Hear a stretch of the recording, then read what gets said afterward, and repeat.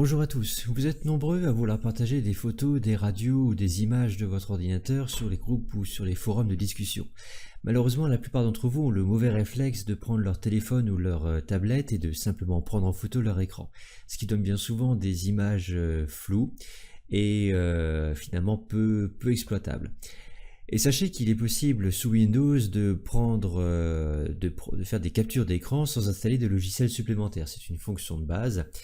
Pour cela, il suffit d'afficher la photo sur votre écran d'ordinateur et d'appuyer sur la touche Imprime écran de votre clavier. C'est une touche qui est située en général à côté de la touche F12 sur le quart supérieur droit de votre clavier et au-dessus de la touche Insert. Selon votre disposition de clavier, si vous avez un clavier compact, cette touche Imprime écran peut être refoulée au niveau du pavé numérique par exemple.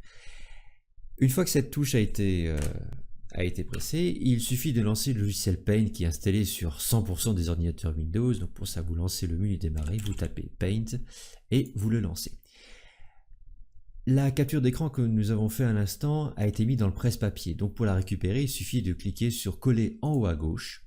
Et voilà donc la capture de mon écran complète qui a été réalisée. Mais tout l'écran ne m'intéresse pas, tout ce qui m'intéresse pour l'instant c'est la radio. Donc je vais renier cette image, pour ça je vais cliquer sur sélectionner, je vais ensuite prendre la section de l'image qui m'intéresse et je clique sur renier en haut à gauche. Et voilà votre image qui a été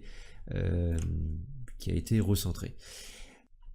Par la suite, il suffit d'enregistrer l'image en cliquant sur Fichier, Enregistrer sous, et vous sélectionnez le format PNG ou JPEG en fonction de vos préférences et vous êtes prêt à les partager.